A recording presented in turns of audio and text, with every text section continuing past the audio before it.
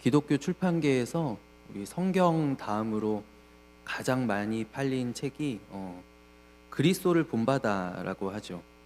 토마스 아켄피스가 쓴 그리스도를 본받아라는 책인데 이게 15세기 초반에 출판이 되었어요. 많은 성도들의 삶에 또 큰 영향들을 끼쳤고 설교자들에게도 마찬가지입니다.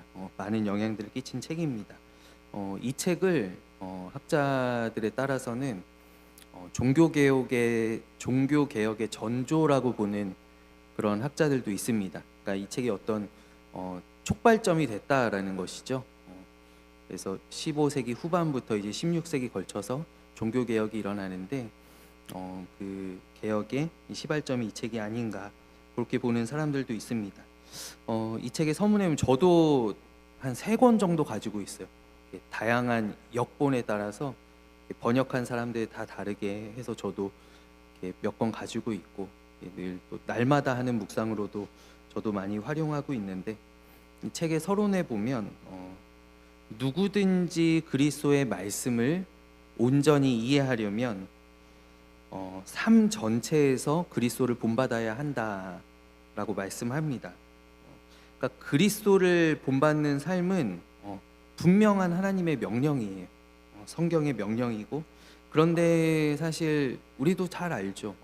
우리의 힘으로는 그분을 본받을 수가 없다라는 것을 우리가 잘 압니다. 그렇기 때문에 무엇이 필요하냐면 성령님의 도우심이 필요합니다. 우리가 본받는다라고 하는 것은 그냥 단순히 어떤 흉내내는 그런 수준을 넘어서는 것이잖아요. 본받는다라는 거는 그냥 우리가 단순히 따라하는 것에 그치면 안 되고 우리의 삶이 또 우리의 마음이 우리 특별히 오늘 본문 말씀 가운데에는 그 사랑을 우리 본받는다라고 하는 것에 예수님을 따라간다라고 하는 것에 그 기준점을 제시하는데 사랑 가운데서 행하라는 거예요. 그러니까 우리가 겉핥기로 흉내내지 말라라는 것이죠. 그러하다면 성령의 능력으로 변화가 되어야 됩니다. 성령님께서 변화시켜 주시지 않는다면 따라갈 수가 없는 것이, 본받을 수가 없는 것이죠. 그래서 이 5장에서는 이제 우리 4장까지는 이제 옛 것을 벗어버리고 새 것을 입으라라고 말씀하잖아요. 그리고 5장에서는 이제 본받는 자의 삶, 이제 새 옷을 입은, 이제 그리스도를 옷 입은 자들의 어떤 실제적인 삶의 이야기들을 굉장히 구체적으로 기술하고 있는 이제 부분입니다. 1절 말씀 보면 그러므로 사랑을 받는 자녀같이 너희는 하나님을 본받는 자가 되고라고 합니다. 이제 육체에 빠져서 어둠 가운데 행하던 사람들이 우리는 다 그랬던 사람들이죠. 우리가 날 때부터 빛의 자녀가 어디 있습니까? 우리가 모태신앙이라고 해서 우리가 태어날 때부터 뭐 엄마 뱃속에서부터 교회 나갔다라고 해서 빛의 자녀가 되는 것은 아니에요. 우리가 성령 안에서 감화받고 새롭게 되어야 이제 빛의 자녀로 거듭나게 되는 것인데, 때문에 우리는 어떤 기간에 관계없이 뭐 누구는 짧게 뭐 한 10살까지만, 뭐 누구는 뭐 늦게 하나님 만나서 뭐 늦음막까지 했던 사람들도 있지만 누구나 다 예외 없이 우리는 어둠 가운데서 행하던 사람들이었다라는 거예요.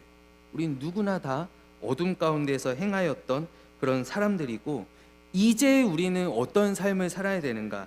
이제 빛의 자녀들처럼 행하면서 순전함과 어떤 의로움과 진실함과 또 성령의 지혜를 우리가 추구해야 한다라는 것이죠. 이것은 앞서 말씀드린 바와 같이 성령님의 역사와 능력을 의탁해야만 이루어질 수 있는 것입니다. 우리의 힘으로 할 수 없고, 우리가 빛의 자녀라고 됐을 때, 내 안에 성령님이 내주하고 계실 때 그 성령님의 능력을 힘입어서 내가 변화될 수 있는 것이죠. 내가 하나님의 자녀, 빛의 자녀답게 살아갈 수 있는 것이죠. 어떤 한 선장이 제독이죠. 큰 전함을 이제 운용하는 제독이 이제 항해를 하고 있는데 항로 가운데 저 멀리 희미한 불빛을 발견을 했습니다. 그래서 무전병을 시켜서 이제 그 불빛에 이제 교신을 하는 거예요. 뭐라고 무전을 쳤냐면 북쪽으로 10도 방향을 틀어라. 우리가 지금 가고 있으니까 10도 방향을 틀어라. 이렇게 교신했어요. 했더니 그쪽에서 답이 오기를 당신이 남쪽으로 10도 방향을 꺾으시오. 이렇게 답이 온 거예요. 그러니까 제독이 화가 났죠. 화가 나서 다시 한번 이야기하는데 너희가 북쪽으로 10도 방향을 꺾어라. 했더니 다시 교신이 오기를, 답이 오기를 그렇게 할 수 없습니다. 남쪽으로 10도 방향을 꺾으십시오. 근데 이제 이 제독이 이제 화가 나서 나는 여기 어떤 전함이고 그리고 나는 누구 제독이다. 너 누구냐 도대체? 그쪽에서 답이 오기를 저는 누구누구 상병입니다. 일반 사병이라고 그러는 거예요. 머리 끝까지 났어요. 그래서 빨리 잔소리 말고 우리가 지금 지나가니까 길을 비키라고 빨리 북쪽으로 방향을 꺾으라고. 거기에서 마지막 답이 오기를 제독님 그렇게 할 수 없습니다. 여기는 등대입니다. 라고 답이 오고 여기는 등대입니다. 비켜가십시오. 비켜가십시오.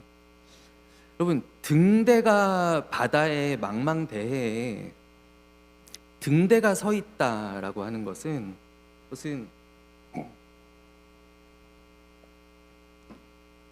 우리를 방해하기 위한 것입니까? 그렇지 않죠. 우리를 불편하게 하기 위한 것도 아닙니다. 우리를 바르게 인도하기 위해서, 우리를 도와주기 위해서 등대가 서 있는 것이죠. 그런데 하나님의 빛도 마찬가지라는 거예요. 하나님의 빛이 우리를 불편하게 하거나 우리의 어떤 죄책감을 막 드러내서 막 우리로 되게 불안하게 하거나 이렇게 하는 것이 아니다라는 거예요. 그러나 그러함에도 불구하고 사람들이 두려워서 피하거나 또 아니면은 내게 비추는 그 하나님의 빛에 반항하기도 한다라는 것이죠. 그리고 아예 빛을 무시하다가 위험을 자초하기도 한다라는 것입니다. 마치 앞서 말씀드렸던 그 선장이, 그 제독이 어떤 자기의 고집과 또 자기의 교만함 때문에, 자만함 때문에 경로를 변경할 마음이 전혀 없었던 것처럼 우리가 가지고 있는, 우리 안에 있는 죄성도 올바른 경로에, 그러니까 하나님께서 우리에게 제시해 주시는 그 올바른 길에 늘 저항한다는 거예요. 나는 이 길로 안 갈 겁니다. 나는 이 길로 가기 싫습니다. 라고 계속 저항한다라는 것이죠. 그래서 우리가 늘 말씀 가운데 우리가 또 말씀을 듣고 우리의 마음을 새롭게 하고 우리가 취해야 할 그런 길은 무엇이냐면 하나님의 경고를 듣고 그분의 길로 행하는 것입니다. 이게 한 번에 안 됩니다. 우리가 어떤 길을 간다라고 할 때, 우리가 내비게이션을 보고 길을 간다라고 할 때 100m 앞에서 우회전하면 됩니다. 우회전 한 번 하면 끝이 아니잖아요. 우리 계속해서 내비게이션을 보면서 또 얼마 가서는 또 좌회전해야 되고 또 어디로 가야 되고 계속 끝까지 내비게이션을 보면서 가야 하는 것처럼 하나님께 나를 순종하는 것, 하나님의 길을 간다라고 하는 것은 일회적인 것이 아니다라는 거예요. 내가 하나님 이번에 이쪽으로 꺾었으니까 됐죠? 라고 끝낼 수 있는 게 아니다라는 거예요. 우리가 또 가다 보면 또 하나님께서 제시하시는 길 가운데 또 왼쪽으로 꺾어야 되고 똑바로 직진해야 되고 다음 신호등에 멈춰야 되고 그러한 일들이 계속 생긴다라는 거예요. 그래서 우리는 이 지속성이 굉장히 중요한 거예요. 지속성이. 우리가 하나님 저는 몇 년 전에 회개 다 했는걸요. 저 그때 임직 다 받았는걸요. 저 하나님의 사람 됐는걸요. 그러고 끝나는 것이 아니다라는 거예요. 우리가 하나님의 길을 간다라고. 그렇기 때문에 우리가 왜 매주 예배합니까? 매주 예배하는 것이 우리가 들어야 되기 때문에 하는 것이 들어야 되기 때문에 하는 것도 물론 있지만은 예배가 우리에게 주는 유익이 예배가 우리의 인생의 방향타가 내비게이션이 된다라는 거예요. 그래서 우리가 교회에 와서 또 말씀을 듣고 내가 다시 이렇게 조정해야 되겠구나. 내가 이번에는 오른쪽으로 가야 되겠구나. 내가 조금 방향이 틀어졌으니까 이제 다시 교정해서 저 북쪽을 향해서 내가 똑바로 가야 되겠구나. 우리가 매주 와서 예배 드리고 우리가 하나님의 말씀을 듣는 이유가 바로 하나님의 말씀을 듣고 그대로 우리의 방향을, 우리의 삶을 교정하기 위함이다라는 것이죠. 근데 우리 안에 있는 죄성들이 늘 그것에 저항하게 합니다. 아, 저거는 내 얘기 아니야 이러면서 목사님은 알지도 못하면서 저렇게 말씀하시네. 그런 경우들이 많이 있다라는 것이죠. 그래서 우리는 하나님의 경고를 귀담아 듣고 또 그분의 길로 행하는 것이 바로 그리스도인의 본분입니다. 이것은 뭐 저도 예외 없습니다. 그러니까 늘 하나님의 말씀대로 할 때 사도들도 다 마찬가지고요. 바울이 그가 고백하잖아요. 나는 날마다 죽노라라고 하는 그 고백이 내가 날마다 하나님 앞에서 내 계속 일어나는, 계속 살아나는 그 옛사람, 그 자아들을 쳐서 복종시킨다라고 하는 것이 날마다 하나님 앞에서 나를 교정해야 되는, 내 길을 수정해야 되는 그런 필요성을 우리에게 말씀하고 있는 것 아니겠어요? 그래서 우리가 날마다 또 우리가 아니면 최소한 우리 일주일에 한 번이라도 우리 하나님 앞에 나와서 우리가 다시 한번 우리의 믿음을 말씀에 비추어서 바라보고 또 그것을 조정하는 그러한 작업들이 우리 그리스도인들에게는 꼭 필요하다라는 거예요. 필요하다. 일회적인 것도 아니고 영구적인 것도 아니다라는 것이죠. 또한 오늘 말씀에 제가 앞서 말씀드린 바와 같이 바울은 본받음의 수준까지도 제시합니다. 예수님을, 그리스도를 본받으라고 할 때 우리가 어느 수준까지 본받아야 하는가? 오늘 말씀에 보면 사랑 가운데서 행하라라고 말씀합니다. 사랑 가운데서 행해야 한다는 것. 이것은 무조건적인 아가페 사랑이고 또 그리스도의 희생적인 사랑입니다. 예수님께서 말씀하시기를 누구든지 친구를 위하여 자기 목숨을 버리면 그보다 더 큰 사랑이 없다라고 말씀하시고, 그리고 예수님께서 친히 그 사랑을 우리에게 보여주셨어요. 십자가로 증명하셨어요. 그렇기 때문에 우리 그리스도인의 사랑은 무엇이냐면, 우리가 사랑 가운데서 행하라라고 할 때 그 사랑은 무엇이냐면 자기의 유익을 희생해서라도 기꺼이 이웃의 유익을 위해서 노력한다라는 뜻이라는 것이죠. 그래서 우리 교회는 늘 어려운 사람들, 약자들을 향해서 우리의 눈이 향해야 하고 또 우리에게 주신 은혜들도 바로 그러한 곳으로 우리가 계속 흘러가야 합니다. 이 교회가 그러한 교회가 되어야 합니다. 저는 제가 전에 한 10여 년 전에 제가 대학부를 담당하고 있을 때 저희 경험이 어떤 자매가 찾아왔는데 수면제를 잔뜩 먹고 몽롱한 상태로 저한테 찾아왔어요. 막 횡설수설하면서 저한테 이제 이야기를 하는데 보니까 늘 자살을 시도하는 그런 자매였어요. 자살을 늘 시도하는데 보니까 팔에 자기가 칼로 이렇게 팔을 그었는데 이 그은 자국이 무슨 저기 자동차 라디에이터처럼 제가 보니까 한 팔에 한 40-50줄이 그어져 있더라고요. 쫙쫙쫙쫙 그어가지고. 그래서 그 애가 이제 저를 찾아왔어요. 그러면서 이제 저하고 이제 이야기하기 시작하면서 계속 이제 저한테 오는데 저를 계속 시험하는 거예요.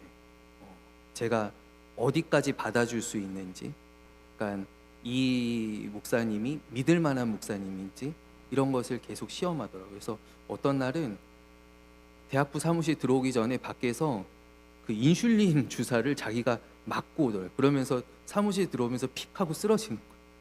자기가 주사를 꽂고 오니까. 그렇잖아요. 예, 당이 이제 많으니까. 그런 것을 제가 나중에 알았는데 보니까 중등부 때부터 고등부 때부터 모든 교역자들을 괴롭히던 시험하던 그런 자매였어요. 그래서 어디까지 나를 용납해 줄 수 있나, 어디까지 나를 사랑해 줄 수 있나. 나중에 이제 진단을 제가 이제 억지로 이제 데리고 다니면서 이 진단을 받아봤더니 경계성 인격 장애라고 하는 이 사람을 늘 이 줄타기를 하면서 사람을 이제 늘 시험하고 이제 판단하는 거죠. 그래서 전에 있던 교육자들이 다 막 어디 뭐 제주도에서 저 이제 바다에 빠져 죽을 거예요. 그럼 제주도 가서 데려오고, 뭐 어디 한강 다리에 이러면 가서 데려오고, 뭐 교육자분들이 다 이렇게 휘둘리면서 그랬더라고요. 근데 저는 이제 다행히 이제 저희 아내가 이제 상담을 하고 이제 하니까 저희 아내 이제 도움을 받으면서 제가 대처를 했는데, 저는 결국 어떻게 했냐면은 제가 앉혀놓고 이제 몇 시간 동안 이야기할 때, 나는 네가 바라는 그런 기준들을 다 충족할 수가 없다. 그거는 어떤 목사님도 마찬가지고 어떤 목사도 어떤 교육자도 네가 바라는 그런 기준들을, 그런 사랑을 나는 충족할 수가 없어. 대신에 나는 너를 꼭 살리고 싶은데, 네가 이제 더 이상 이렇게 하지 않도록 꼭 살리고 싶은데, 목사님하고 같이 한번 도움받을 수 있는 곳들을 한번 알아보자. 한번 나랑 같이 한번 다녀보자. 그래 보지 않겠니? 이제 아이를 이제 겨우겨우 설득을 해서 서울에 있는 정신병원들, 입원 병동이 있는 정신병원들을 제가 4-5군데를 가봤는데 다 입원이 거부당하는 거예요. 얘는 너무 심해서 자기들이 입원시켜서 관리할 수가 없다라는 거예요. 제가 그래서 그때 이천이었나 여주였나, 여기 그 성 베드로, 이천 아니죠, 이 근처인데요. 여기 와서도 입원시키려고 그랬는데 여기도 안 받아주더라고요. 뭐 다 입원 받아주는 거예요. 그래서 제가 어디까지 가서 입원을 시켰냐면 안동에까지 제가 끌고 가가지고 안동에다가 입원을 시켰어요. 안동에다가 입원을 시키고, 그리고 계속 전화 오는 거 받아주고, 너 거기서 너 치료 받아야 돼. 치료 받아야 돼. 거기서 도움 받아야 돼. 이러고 얘가 2달 정도 있다가 살아났어요. 그래서 정상적인 생활을 하게 됐어요. 그래서 대학도 들어가고, 그래서 그 등록금도 집이 어렵다 그래서 등록금 입학금도 제가 저희 친구 목사님들 막 설득해가지고 한 3명이 모아가지고 입학금까지 다 내줬어요. 입학금 등록금까지 다 내주고, 그래서 사람을 살렸었던 그런 저도 경험이 있는데, 결국 이제 그 친구가 이제 너무 이제 살아나갔고 이제 막 의욕이 넘치다 보니까 나중에 이제 명성교회 어려움이 있을 때 명성교회 반대한다고 막 스피커 들고 확성기 들고 막 앞에서 데모하고 막 이러더라고요. 그래서 제가 사람은 함부로 살리면 안 되겠다. 약간 그런 생각을 약간 하기도 했었는데, 그때 제가 처음으로 그 선상에서 내가 얘를 위해서 어디까지 해줄 수 있나, 사람을 어떻게 해야 살릴 수 있나. 그러니까 사실 다 들어주고 다 거기에 응하는 게 살리는 게 아니잖아요. 그래서 살리기 위해서 이렇게 많이 애쓰고 많이 기도했었던 또 동료 목사님들 또 많이 도움 받으면서 이렇게 가서 붙잡아 오기도 하고, 겨우 이제 차에 실어가지고 안동까지 가서 막 입원시키고 그랬었던 그런 경험이, 그게 그렇게 하면서 내가 받은 어떤 사랑과 내가 받은 관심들, 주님께서 나를 살리기 위해서 또 나를 만나시기 위해서 하셨던 노력들이 이보다 더하면 더했지 덜하지 않구나라는 것을 제가 많이 그때 깨달았었어요. 그러니까 그리스도께서, 사실 저는 다시 누가 저한테 찾아와서 이러면 저는 못합니다. 저는 이제는 시작 단계에서 딱 내려놓을 겁니다. 절대 못합니다. 근데 오늘 성경이 우리에게 말씀하고 있는, 또 모르죠, 또 그때가 되면 어떨지. 근데 성경이 우리에게 강권하시는, 우리에게 말씀하고 있는 그런 사랑의 모양이, 사랑의 수준이 바로 이 정도까지 올라가야 된다라는 것을 우리에게 말씀해 주고 있어요. 우리가 누군가에 대해서, 우리 사실 교회에서 제가 기도합니다, 기도하고 있어요. 사실 이런 말들이 얼마나 쉽게 합니까? 그러나 정말 그 아픔에 공감하고 어려움들을 살피고 또 정말 진정으로 또 사랑하며 또 위에서 할 수 있는 그런 기도와 또 우리의 행함들이 있지 않느냐라는 거예요.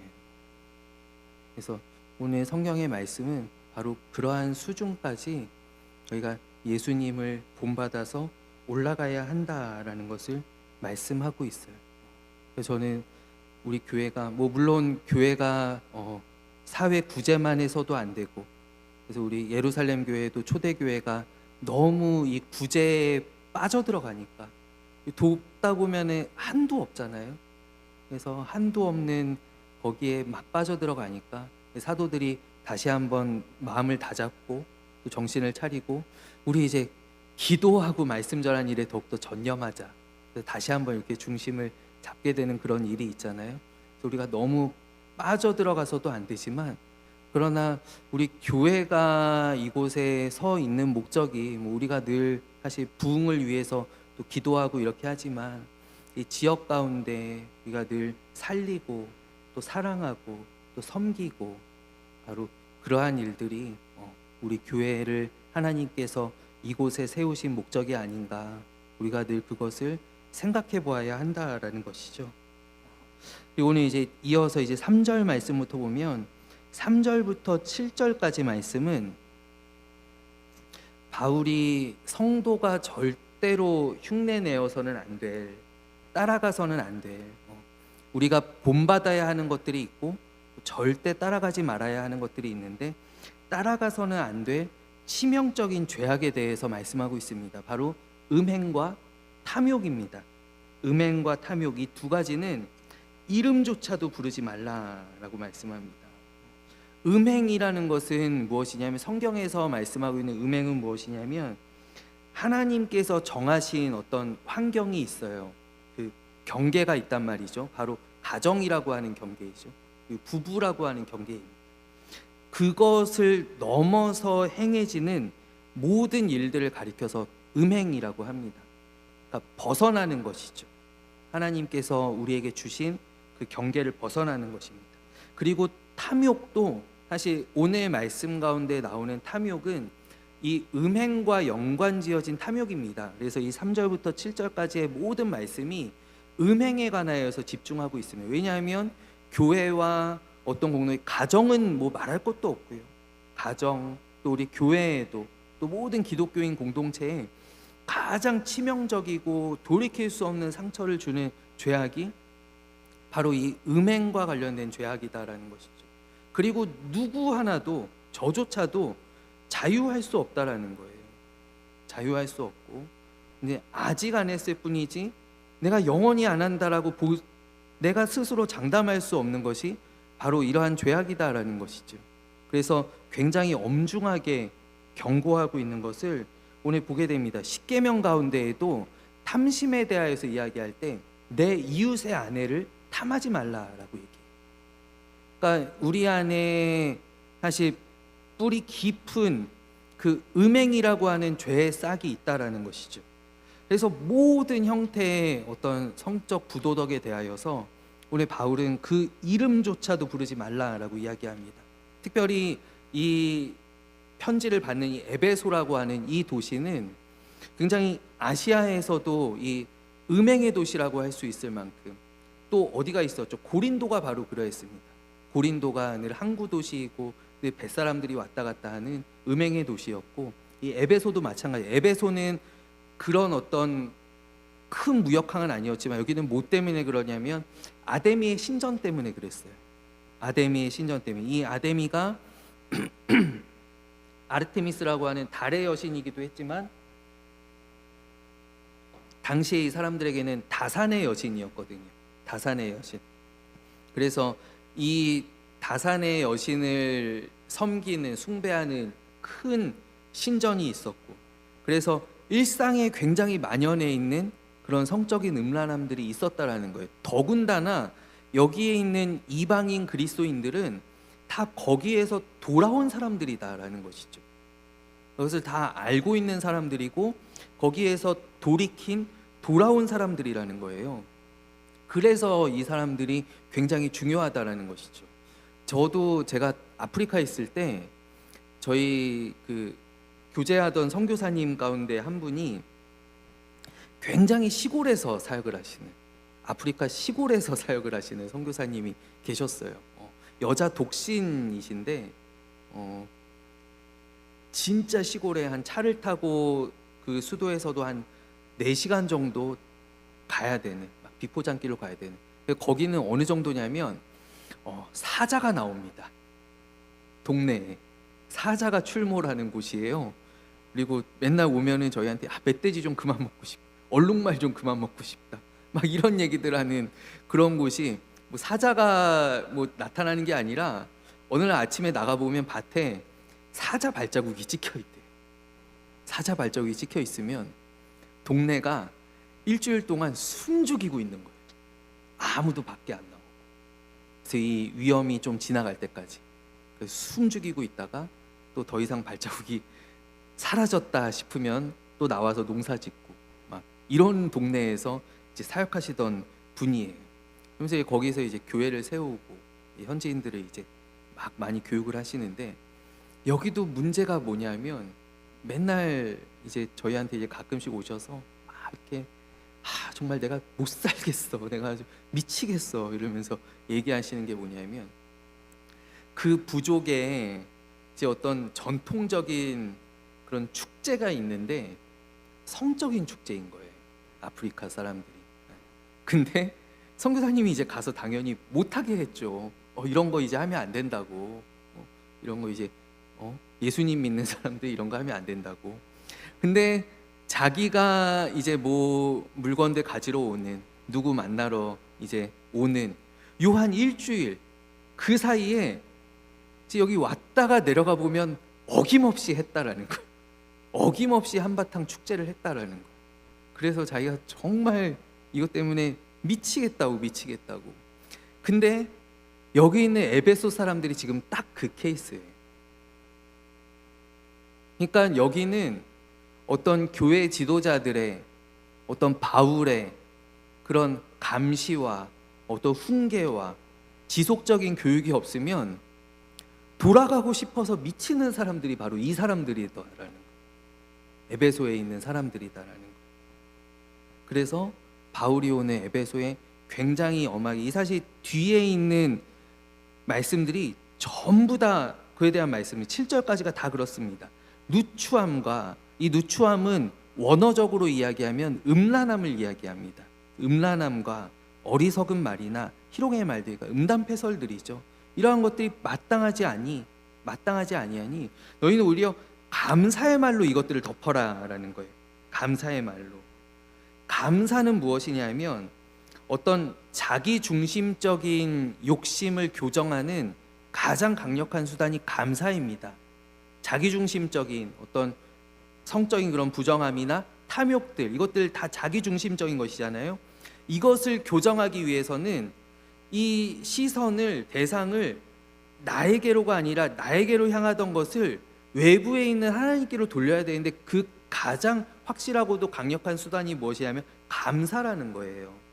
너희가 쓸데없는 말들, 그런 가벼운 말들을 하지 말고 감사의 말들을 하라. 감사의 말들을 하라. 음행하는 자나 더러운 자나 탐하는 자, 이것들이 곧 무엇이냐면 곧 우상 숭배자라고 이야기합니다.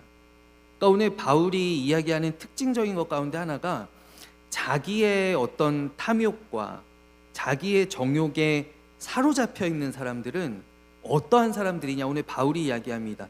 우상 숭배자라는 거예요. 우상 숭배자. 그들은 우상을 숭배하는 것과 진배 없다. 하나님께서 앉으셔야 하는 내 마음속에 있는, 내 영혼 가운데 있는 그 왕좌에 나의 욕망이 앉아있다라고 한다면 그 자체가 우상숭배라는 거예요. 그 자체가 우상숭배. 그러면은 우리 같은 경우에도 많은 경우 우리가 어떤 우리의 삶의 중심에 뭐 나의 욕심뿐만이 아니라 어떤 정욕뿐만이 아니라 어떤 자녀들이 그 자리에 앉아있다라고 하면 그것도 우상숭배라는 것이죠. 물질이 그 자리에 앉아 있으면 그것도 우상 숭배입니다. 그러니까 성경이 말씀하고 있는 우상 숭배는 우리의 마음의 중심을 들여다보시는 그 하나님 앞에서 피할 곳이 없는 훨씬 더 포괄적인 것이다라는 거예요.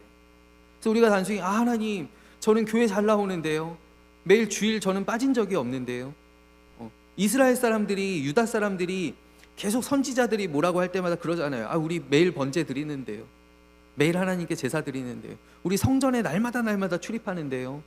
근데 하나님은 아니다라는 거예요.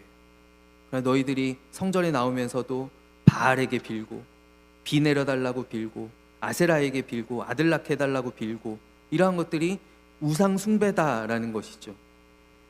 매일 번제 드린다고, 날마다 교회 나온다고 해서 그것이 우상 숭배에서 하나님, 저는 우상 숭배 안 했는데요, 이렇게 이야기할 수 있는 것이 아니다라는 것이에요. 때문에 우리는 우리의 중심에, 오늘 이 성경의 말씀은 특별히 어떤 성적인 죄에 대하여서 말씀하고 있지만, 내 왕좌에 무엇이 앉아 있는지를 우리가 한번 생각해 보아야 돼요. 정말 내 중심에 하나님께서 앉아 계신가? 아니면 다른 것들이 앉아 있는가? 그래서 오늘 말씀같이 우상 숭배자는 다 그리스도와 하나님 나라에서 기업을 얻지 못하리니 헛된 말로 너희를 속이지 못하게 하라. 이제 교회 안에서도 그래도 괜찮아, 기도 그 정도만 해도 괜찮아, 이런 말들이 있잖아요.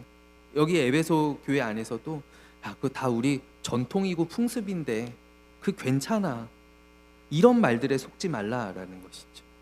이런 말들에 속지 말고, 그리고 그들과 함께하는 자가 되지 말라라고 우리에게 엄중히 경고하고 있습니다. 사실 하나님께서 우리에게 주신 많은 선물들이 우리가 망쳐버리는 경우들이 많이 있습니다. 성도 마찬가지예요. 정말 이것이 제자리에만 있다면 사실 이것처럼 좋은 선물이 어디 있겠습니까? 그런데 이것이 그 자리를 벗어날 때 우리를 파괴하는 너무나 치명적인 도구가 된다라는 거예요. 에덴 동산도 마찬가지예요. 에덴 동산도 우리에게 주신 하나님의 얼마나 귀한 선물입니까? 거기 동산에 있는 모든 것들을 다 주셨습니다. 그러나 그 경계를 넘어갈 때, 아담과 그의 아내가 경계를 넘어갈 때 그것이 치명적인 어떤 도구로 그들에게 작용하잖아요. 그래서 그들이 거기서 쫓겨나게 되고 모든 인간들이 그 죄의 본성들을 다 물려받게 되었잖아요. 하나님께서 우리에게 주시는 선물들을 사실 우리가 망쳐버리는 경우들이 굉장히 많이 있어요. 그래서 하나님께서 우리에게 은혜를 주실 때, 우리에게 선물을 주실 때, 그것을 그 자리에서, 어떻게 보면 고린도 교회도 그렇잖아요. 하나님께서 나에게 주신 어떤 성령님의 은사들이 다 다른 사람들을 찌르는 도구가 되는 거잖아요. 이렇게 와서 목사님은 그렇게 앞에서 그렇게 설교하시면서 방언도 못 하십니까? 막 이러면서 이렇게 찌르는 그런 은사들이 다 돼버렸잖아요. 어디 예언할 줄 아냐고, 통변할 줄 아냐고 막 이러면서 다 찌르는 그런. 그러니까 하나님께서 주시는 선물들이 우리를 파괴하는 경우가 얼마나 많이 있느냐라는 거예요. 사실 이게 전통적으로 성이라는 것도 이게 너무나 죄악시돼서 이거는 무조건 이거는 다 멀리해야 되고 다 금욕해야 되고, 이러한 시대들도 우리가 얼마나 몇백 년 얼마나 답답한 시대들을 살아왔어요. 그러나 이게 모든 하나님께서 우리에게 주신 것들은 그에 맞는 자리가 있다라는 거예요. 그래서 거기에서 벗어나지 않는, 우리가 죄를 정의할 때도 죄가 헬라어로 무엇입니까? 죄가 관역에서 벗어나는 것을 죄라고 하잖아요.